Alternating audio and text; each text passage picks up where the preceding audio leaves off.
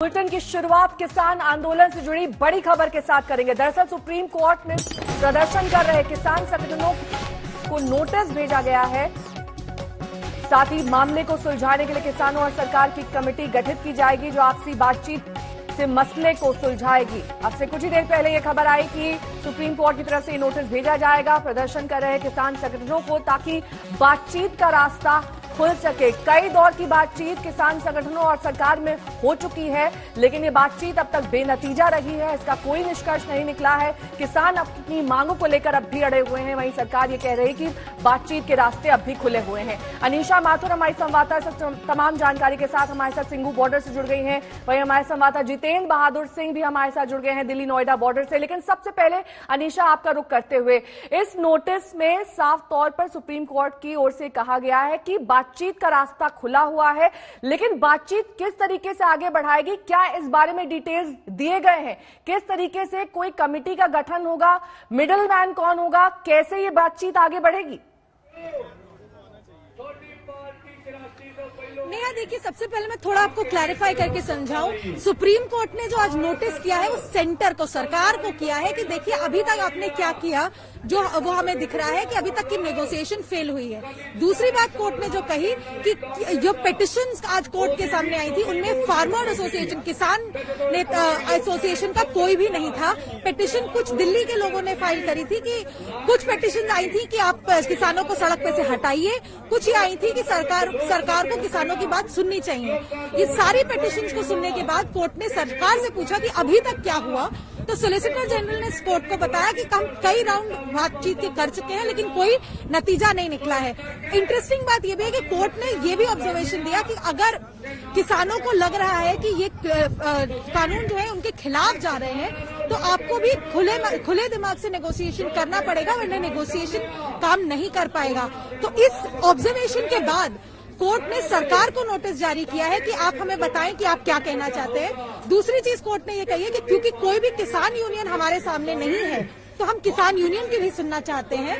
तो अब कल जो सुनवाई होगी उसके लिए किसान यूनियनों को और को भी इम्प्लीड किया जाएगा, पार्टी बनाया जाएगा केस के लिए, जो ताकि कोई वो भी आके अपनी बात रख सके।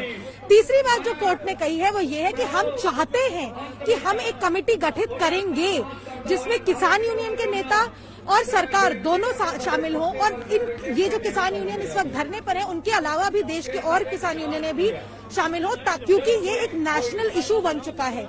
ये सारी बातें कह के कोर्ट ने कहा है कि कल सुनवाई होगी। हमारे साथ किसान यूनियन के नेता भी जुड़ रहे हैं। पन्नू जी, सर, अब कोर्ट कह रही है कि हम पूरा सुनेंगे और किसान यूनियनों के भी सुनेंगे, सरकार की भी सुनेंगे। क्या आपको लगता है कि अभी जो नेगोशिएशन, क्योंकि कोर्ट को भी सरकार ने आज ये कहा है कि अगर किसान क्लॉज बाय क्लॉज बात करने को तैयार हो जाए तो कुछ नतीजा निकल सकता है? हाँ, देखो, जो भी साढ़े पर नोटिस आएगा ना, जब लिखती आएगा फिर असी को दस सकते हैं, फिर उत्ते विचार करेंगे क्या उस एजेंडा क्या रखा है उन्होंने, केड़ी वो कमेटी बनाना चाहते हैं सुप्रीम कोर्ट, उसमें क्या नेगोशिएशन होनी चाहिए, करनी चाहते हैं, तो किन किन से करना चाहते हैं, केड़े पॉइंट पर करना चाहते हो, फिर पता लगेगा। पर सानू तो भी असी तो पॉइंटा पर गल करने की सानू लोड़ नहीं हैगी, क्योंकि असी तो वापसी की गल कर रहे हैं, काले खेती कानूनों की जिहड़े तीनों उनकी वापसी की गल कर रहे हैं। पर उसके पॉइंट की क्या गल होगी, पॉइंट पर तो हम गल ही नहीं करना चाहते अभी। लेकिन कोर्ट कह रही है लौटूंगी मैं आपके पास अनीशा। हमारे संवाददाता जितेंद्र बहादुर सिंह भी लगातार हमारे साथ जुड़े हुए हैं। जितेंद्र, अब ये जो रुख स्पष्ट किया है यहाँ पर कोर्ट ने, उन्होंने कहा है कि एक कमेटी का गठन किया जाएगा ताकि बातचीत के रास्ते और बेहतर तरीके से खुल सके। अगर आपकी वहां पर कुछ किसान नेताओं से बातचीत हो सके, क्या वो इस पर राजी होंगे?